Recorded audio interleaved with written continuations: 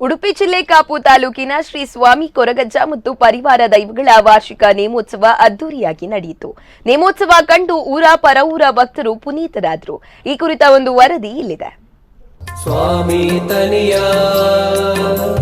ನಿನ್ನನೆ ಅಭಯ, ಸ್ವಾಮಿ ತನಿಯ ನಿನ್ನನೆ ಅಭಯ.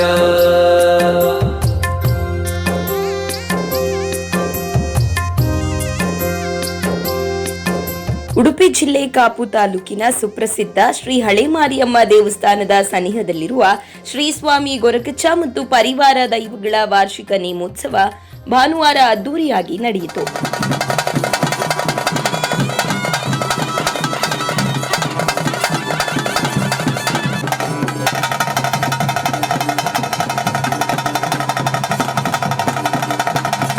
ತುಳುನಾಡಿನ ಕಾರಣಿಕದ ದೈವಗಳಲ್ಲಿ ಒಂದಾದ ಸ್ವಾಮಿ ಕೊರಗಜ್ಜ ಎಲ್ಲಾ ವರ್ಗದ ಜನರಿಂದ ಪೂಜಿಸಲ್ಪಡುತ್ತಾರೆ.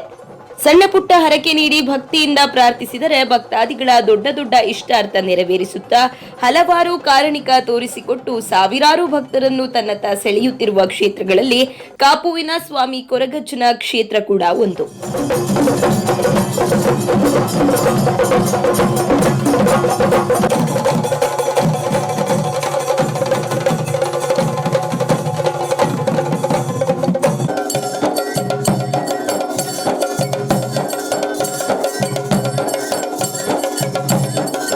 ಸ್ವಾಮಿ ಕೊರಗಜ್ಜ ಮತ್ತು ಪರಿವಾರ ದೈವಗಳ ವಾರ್ಷಿಕ ನೇಮೋತ್ಸವದ ಅಂಗವಾಗಿ ವೇದಮೂರ್ತಿ ರಾಘವೇಂದ್ರ ಭಟ್ ನೇತೃತ್ವದಲ್ಲಿ ಶನಿವಾರ ಬೆಳಗ್ಗೆ ದೇವತಾ ಪ್ರಾರ್ಥನೆ, ಗಣಪತಿ ಪೂಜೆ, ಚಪ್ಪರ ಮುಹೂರ್ತ, ಚಂಡಿಕಾ ಯಾಗ ಮತ್ತು ಅನ್ನಸಂತರ್ಪಣೆ ಜರುಗಿತು.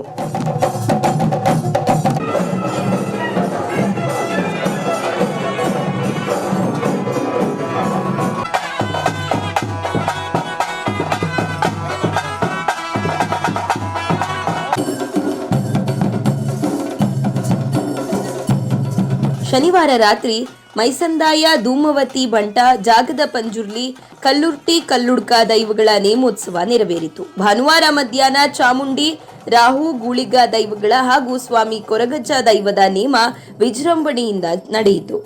ಸಹಸ್ರಾರು ಭಕ್ತಾದಿಗಳು ನೇಮೋತ್ಸವದಲ್ಲಿ ಪಾಲ್ಗೊಂಡು ಗಂಧ ಪ್ರಸಾದ ಸ್ವೀಕರಿಸಿ ದೈವಗಳ ಕೃಪೆಗೆ ಪಾತ್ರರಾದರು.